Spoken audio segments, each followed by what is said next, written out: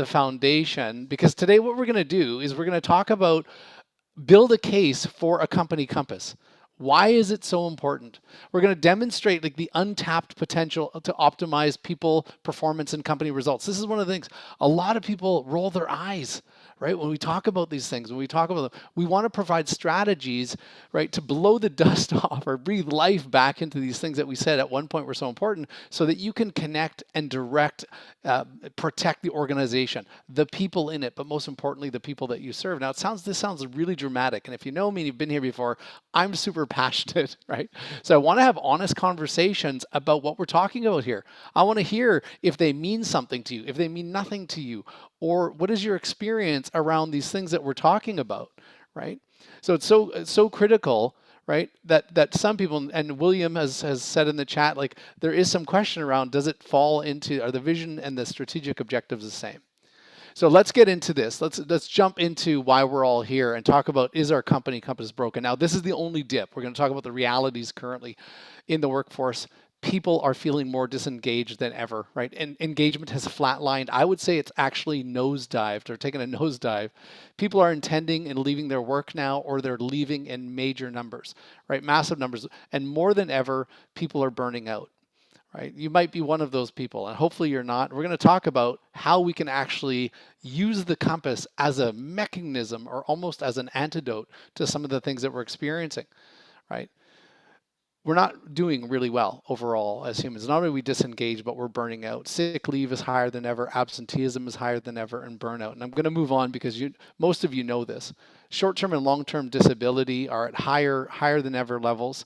And also we're seeing the impacts due to the stress in the workplace.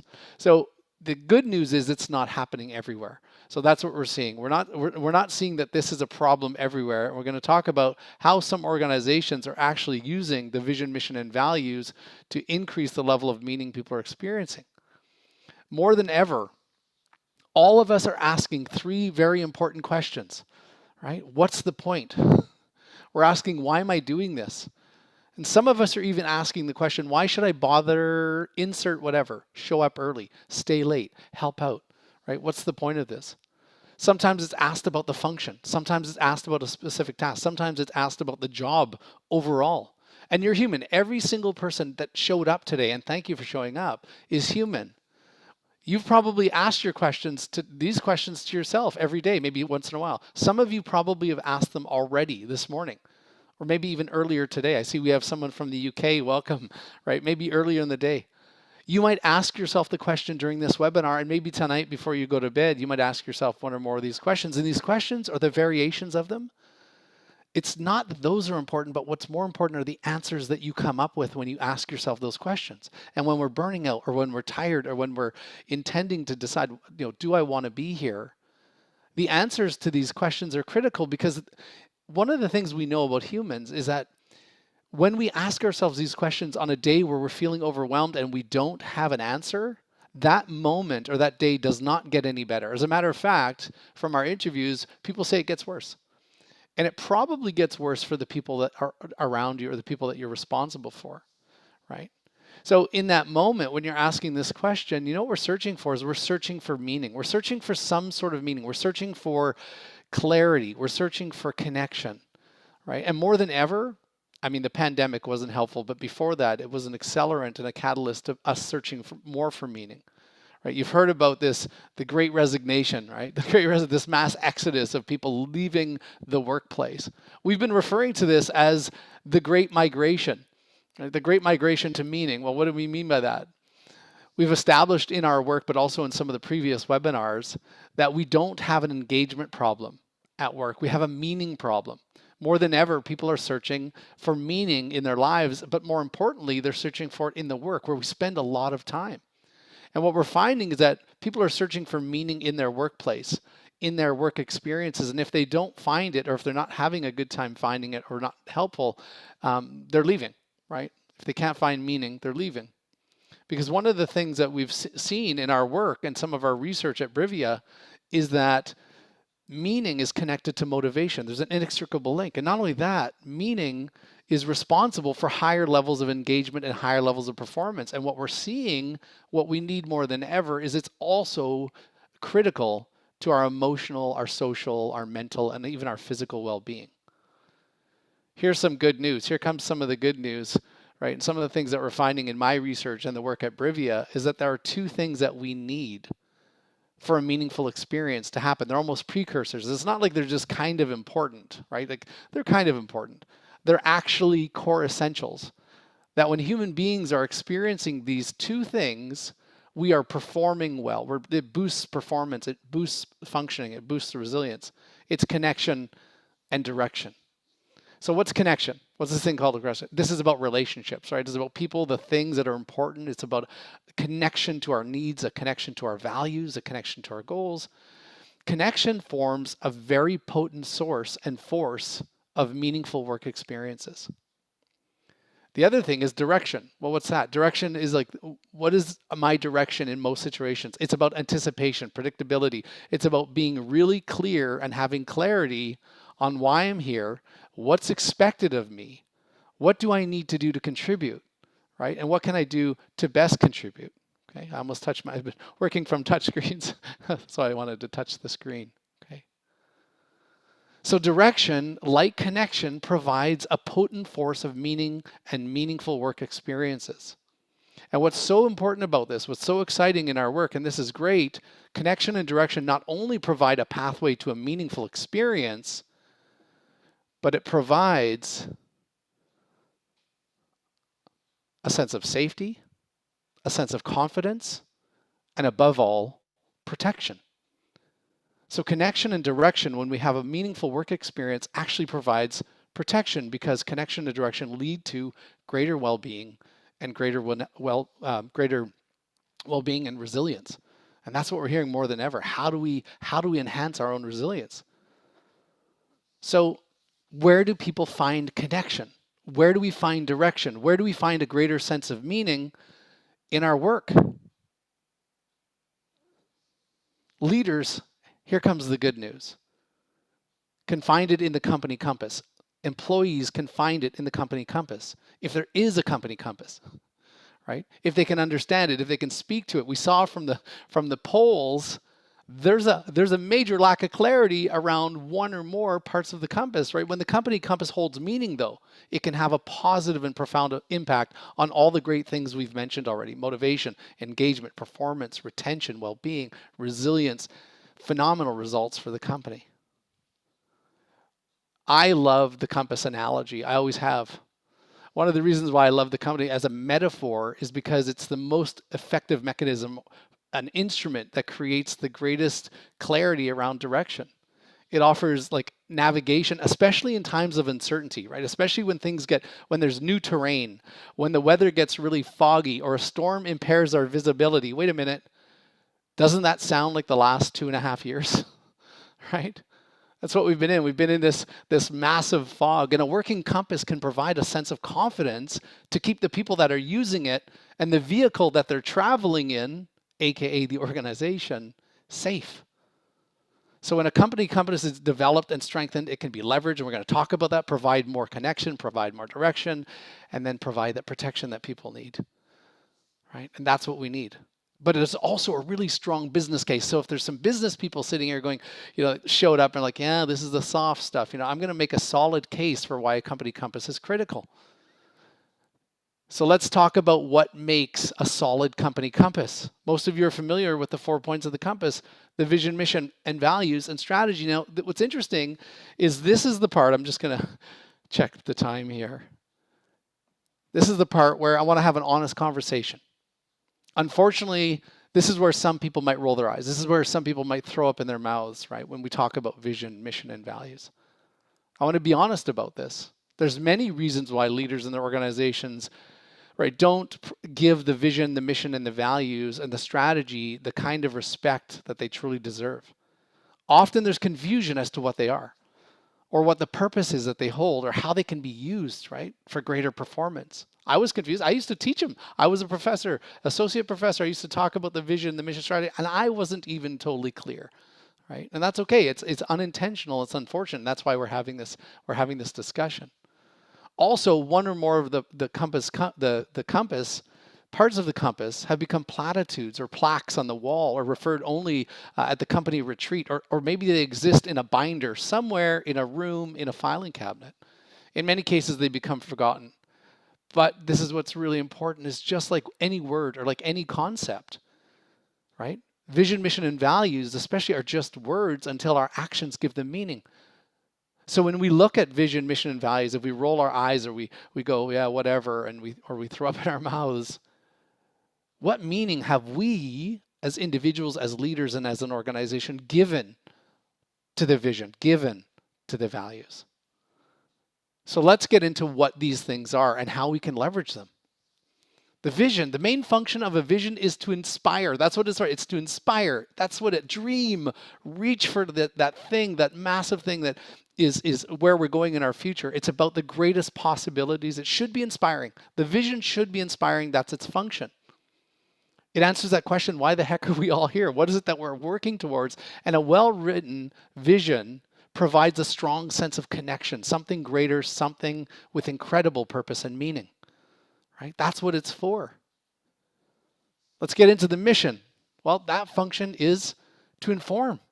That's what it's there. It answers questions like, how do we intend on accomplishing? What are the objectives we need? What's the mission, right? When the mission to get to the moon, people say, well, that was a vision. No, the vision was to get to the edge of space in 1961. That's what President Kennedy said they were going for, right? The moon was an objective on the way to the edge of the galaxy. Right? Missions answer important questions. They're informative, right? A good mission provides clarity around, right, tons of great things. Like, who are we? What do we do? Why is it important? How do we do it? What value do we bring? What makes us different? Values. Okay, this is values. Everyone knows how passionate I am about values. The main functioning of values is to invoke a greater sense of purpose and meaning. Answers important questions like, why should we behave in this way? How? What? Why are these things important to us? Now let's talk about culture for a minute. And another thing that people kind of roll their eyes at, because we've been trying to pursue this thing. We've been trying to pursue this thing, and lots of people are saying they're not getting the desired effect in the culture that they want. Well, this is where values are important, right? Values are critical for culture, because you either have the culture that you want or the culture that you got. Because when people come together, culture happens. But to have an intentional culture, it's only possible when values can be named and when values can be lived. See, this is critical because values are those behavioral compasses that guide our actions and our interactions and our conduct with each other as we carry out the work towards those preferred outcomes. Values are at the heart of great culture. If values can't be named, they can't be claimed, right? That's critical.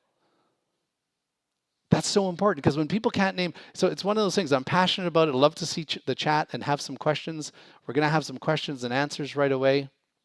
Is that when people say, well, we're striving for a culture, and I ask them if they can name their values, and they say no, or some of them, you don't have a good culture. You don't have a strong culture if you can't name your values. It's just one of those things.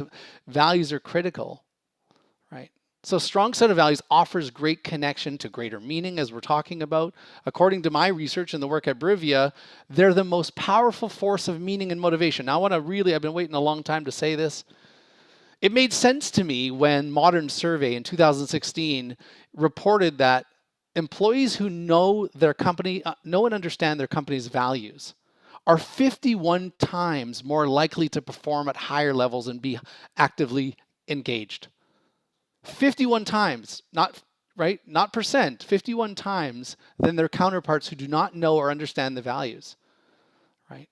This was huge, and it made sense to us who were researching the power of values. And while all parts of the compass are important, we're learning this, that this part of the compass may be having the biggest impact on connection and meaningful work experiences.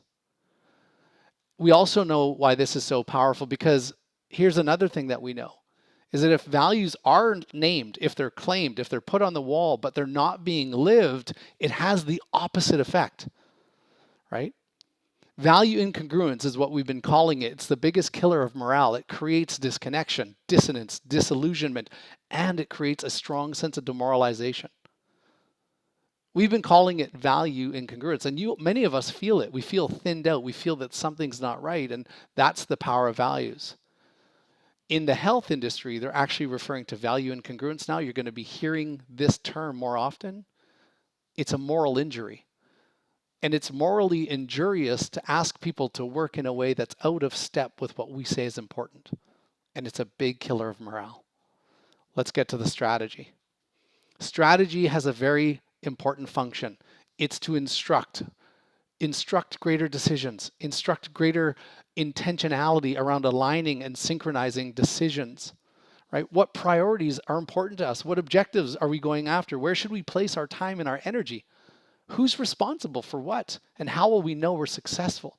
When strategy is clear, it provides a strong source of direction for the individuals and for the organization, right? It also enhances clarity for other parts of the compass, right? That when they're aligned, the mission and the goals, they will reinforce and strengthen the clarity offered by the other points of the compass. Okay. Very, very important. Okay.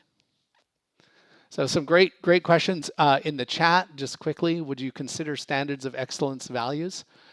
Absolutely. Standards excellence is a value, right? Standards, though, may be linked also to the mission and to the strategic priorities, right? What standards lead to excellence? So you start to, right, you start to elevate as these become synchronized and aligned, they have greater potency, right? But see, we weren't taught that. Great question, Trina, right? Lisa, many staff are tired, feeling burned out as we return to the office. I believe some may have lost focus on vision and values. Absolutely. Great connection there, Lisa. Right? Yes, I will give you some suggestions. Any suggestions? They're coming right at you, sister. Great questions, everybody. Save also your questions. Send them to Chris. Put them in the Q&A. So as I mentioned earlier, so let's revisit. Let's revisit this. Right? And it's not uncommon, right? We work with a lot of health and hospitals, human services, children's mental health, as well as corporations. Everybody's feeling this fatigue, this malaise, right? In different ways at different times, but not everybody. And this is important. How do we leverage? So what we're saying is that people, and I mean all of us, are searching for more direction. We're searching for a greater connection. We want and need work experiences to have and hold greater meaning. As I mentioned, it's what humans need more than ever. In times of uncertainty, challenge, and change, it becomes more essential. And that's what we need, right? And this is what work can provide. This is the good news. Work can provide exactly what humans need, right? Life happens out there. Inside, if we can be connected to these things that provide connection, direction, protection, give us a greater sense of meaning. When we ask that question, what's the point of this, Lisa? Trina, what's the point of this? Zane, right? And when we can give humans what they need inside the workplace, dare I say that work can be a place where people can get better, right? This is the future, right? Not worse. To enhance their resilience when they get there, to when they leave. And let me actually rephrase that. I said, dare I say, it can be a place where people get better. Work can be a place where people strengthen their resilience. And we're seeing it more and more. So great question. Here is one of the most, I just want to drop this for a moment. Vision and values are not only a powerful force of connection and greater meaning, they also provide direction simultaneously, which make them the most powerful, according to our work at Brivia, and of course it's just a perspective and we're trying to back it up as much as possible, the most powerful forces in the compass when it comes to humans. It's not saying that the strategy and the mission are not important, but it goes back to that question in the chat, right? When we've lost vision, when we've lost connection to our values, not only are we losing connection to meaning and what gives us a sense of personal agency and also fulfillment, we're actually losing direction as well. Okay. So it's clear how the company compass can be good for people. Like that's a pretty solid case, right? It's good for them and it's good for the people that they serve. Let's go further and strengthen the business case. So for those people who think that this is just an exercise in softility, right? I don't know what that word means. I just made it up, right? More effective and efficient business decisions can be made when the compass is used as a lens and business objectives and business processes, people processes can be aligned and in sync with the other points of the compass. The compass points must work together though. right? They can't be at odds with other points of the compass. They have to connect and be connected. The 4 points must work together, because if they don't, the compass and the great things that we've talked about up to this point, they won't work either. This leads to what we call fragmentation and inefficiencies, even more importantly, a lack of meaningful connection, leading to a lack of meaningful work, leading to a lack of discretionary effort, leading to a lack of engagement, poor performance, burnout, and turnover. That's a pretty solid case, a solid business case for why the compass is important. I'm just going to go to my time here. We're going to open it up to questions right away. So when your people ask questions, right?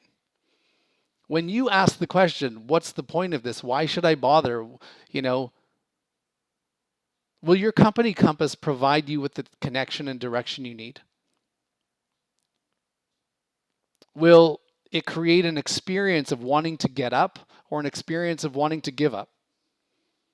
Will you feel like giving in or giving it another try and giving it all that you've got? And sometimes all we need in that moment when we ask those questions is to look to the compass and be inspired by some part of the connection, some of the direction, to give us a meaningful experience, to reconnect with why we're there and what's important. And that can be the difference between giving up and getting up. So here's some key strategies before we open it up. Most companies have one or more parts of the compass. Look for them. They exist somewhere, right? Look for them. Where can you find them? Dust them off, breathe life into them, right? They're there somewhere. Or start with 1 point. Sometimes when you're lost, you only need to know one part of the direction. Like just start there, right? Start there and get going. I had a note here I wanted to find it, right? Maybe the one part that you have is the mission. Maybe you know what you're good at. Maybe it's part of the strategy or some of the values. Make those values more explicit. Right? How do you want to work? Assess clarity and connection is the third thing. So if you do have them there, assess the clarity and the connection, right? Who are they clear for? Are they clear to the executive team? Are they clear to the board? Are they clear, right? Who are they clear for? Are they clear to your people? Do they understand them? Does it hold meaning? The fourth thing you can do is put it to the people. Ask them. Ask them. Ask them to give voice or to give meaning to what do you want? What's important to you? We do this with many of our clients. It's amazing. You do a survey, you ask what's important, and all of a sudden it reinforces the parts that you already have, strengthens the one that you have, and gives you some ideas to where can we modify this to give our compass more meaning. And finally, you might need to fix it or rebuild it, and that's okay because we're here to help, right? And this thing that we call the company compass has so much untapped potential. Right? And to be able to provide a mechanism of what we need more than ever, which is meaningful work, greater direction, and greater connection. We can help you with this. So we're going to open it up to questions right away. The last thing I want to say is that when we operate from a compass that is incomplete, fragmented, or broken, we jeopardize connection, we confound direction, and ultimately we undermine protection for the organization and for its people. We wouldn't go to sea without a compass. So why would we go into business or into the health and human services without one? It doesn't make any sense. So I'm going to open it up to questions. Chris, are you there? I'm here. Yes, absolutely, Steve. Thank you.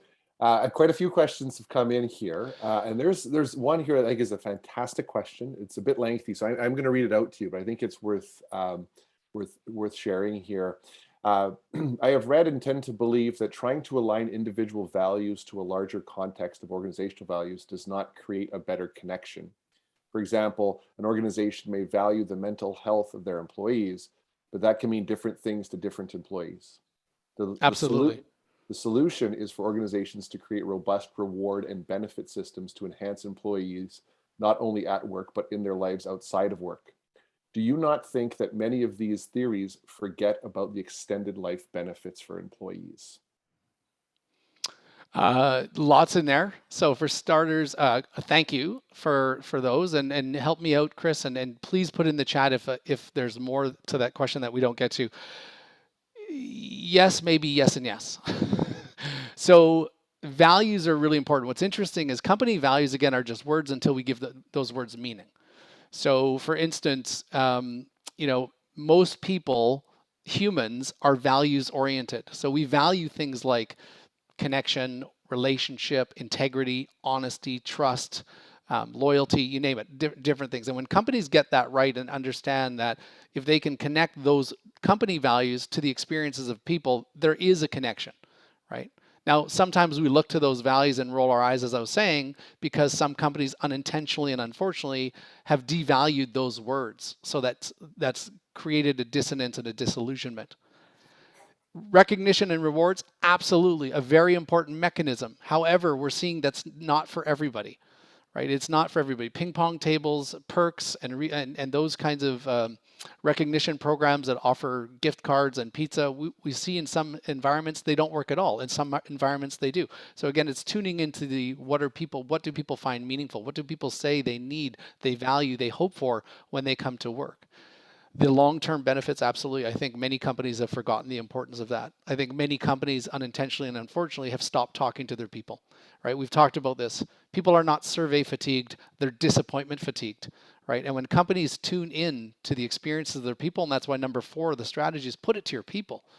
They they have so many great ideas on strengthening, modifying, or reshaping a company compass, where actually when they are driving to work, they're looking forward to going there, and it's actually hard to leave. So those are my responses. I hope that was helpful. Thanks. It was a great response, Stephen, and it was a great question. I appreciate for the individual to ask that question. I think one of the keys in there around I was hearing you say, Steve, around reward and benefits. I don't think the question was about rewards specifically and benefits. It's about benefiting the employee and enhancing the overall employee Right. experience so they do Absolutely. well. And what I was hearing in your answer there is that by leveraging the compass, we don't want to force people to fit into this compass. Find out where they where they do connect, and then create an experience within the workplace where they can do well and be well. And then that helps them grow not only in their time there, but helps them grow as humans. And I agree with the concept that I think traditionally these approaches have forgotten about looking at the individual and helping them succeed. And Yeah. hearing what you've had to say, this is about actually helping create conditions for them to be successful, not Yeah. just here, but outside of work as well. Yeah. And thank you, Chris. And great question and great follow up. And, you know, if companies continue to forget about their people will forget about the company. And one of the great, and they will say forget it. And one of the greatest things, one of the greatest quotes of Chris Downey, who's here, I haven't been able to use it publicly. He told me one day a couple of weeks ago that when organizations leave their people in the dark, their people will leave the organization in the dark. And we're seeing that. So thank you, Chris. Awesome. Any other, I know there's lots of other questions. Yes, for sure. So a great question. This coming in from Lisa here. Can you provide some sample questions and ideas of what we might ask staff? I think around Yeah, absolutely. Thank you, Lisa. Great question. Um, here we go. First one is, what part of your work are you the most excited about? Right. Another question is, what brought you to this company or to this particular job? Right. But you're not just listening for the answer, you're listening for the things that are meaningful. So we often teach people in our core communication programs to listen for the values. Okay. Also, you can email us at Brivia. We can send you a values reflection exercise, right?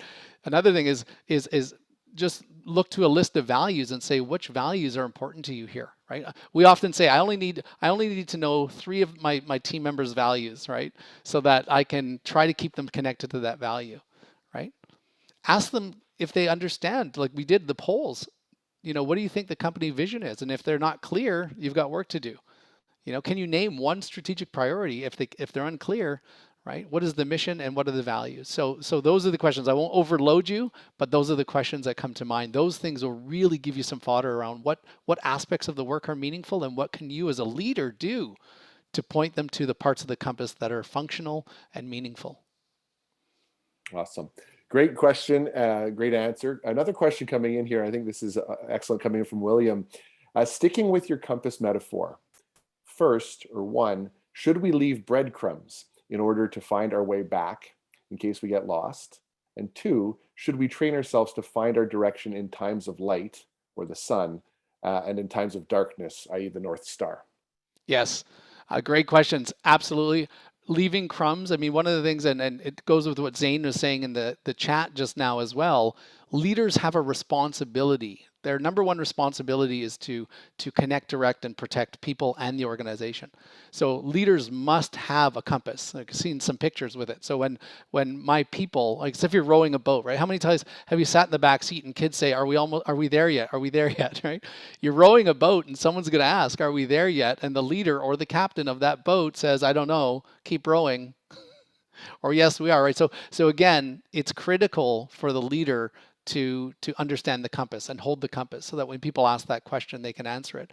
The one around the question around the last part of the question around when it is clear, when the light is out, yes, that's when we need to be the most connected, right? Because what happens is when the lights go out, it's the reason why we run fire drills when there's no fire, so that when the emotion kicks in, we can find our way out.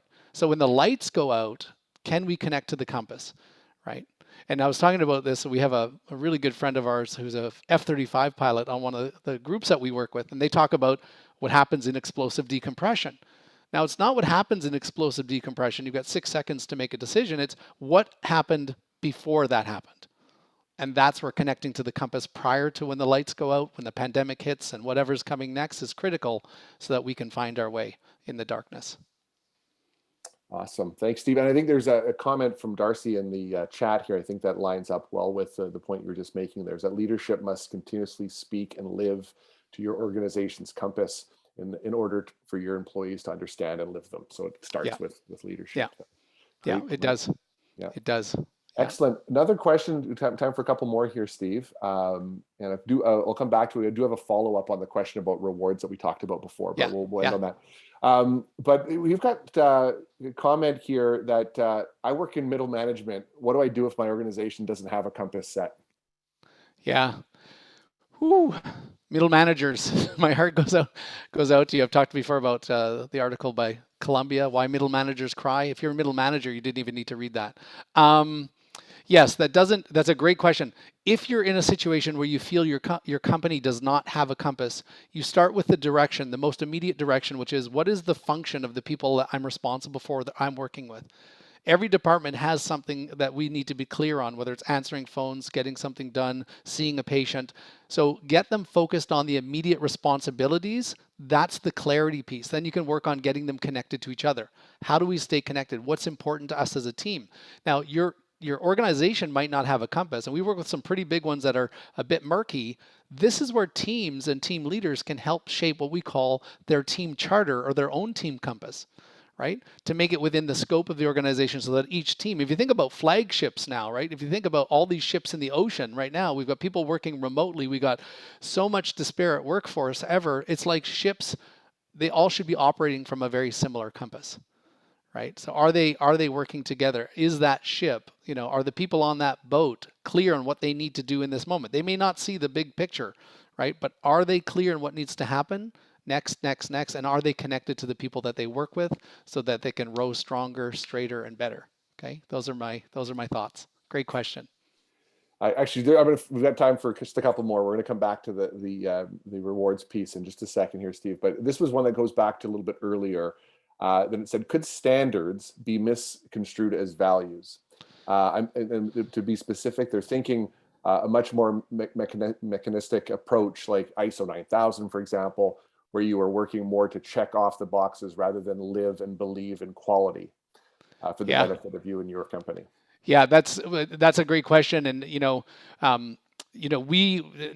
it's come to the next webinar, by the way, because we're probably going to get into that. But for now, what I can say is, you know, unfortunately, there's a lot of fragmentation and a lack of alignment. Now, standards can incorporate values within them. OKRs can incorporate values within them, but we have to be honest when they don't or when they're incongruent, right? So some objectives, and that's why we've talked about the great business case for this, is that when there's fragmentation or incongruence, that's the impact on the employees, and that's the impact on the people that we're there to support.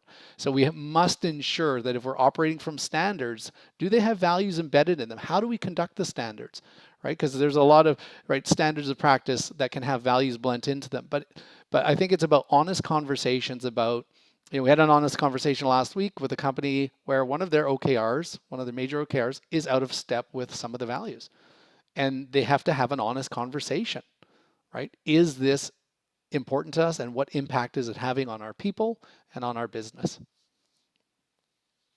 Great question. Great, Steve. Just last, we just have a couple of minutes here, but this is the follow-up to that previous question about, and acknowledging that rewards and recognition is not about ping pong tables and lunches. I don't think that's where they were going with this. Right. Okay. Yes, for sure. This is the difficulty for organizations trying to create overall environments for many employees to connect.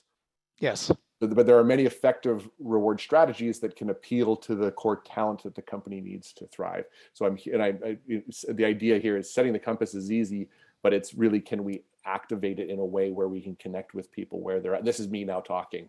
Yeah. Where they're at. So I just want you to maybe elaborate on that, Steve. Yeah. Well, let me go back to this. Right. So you're absolutely right.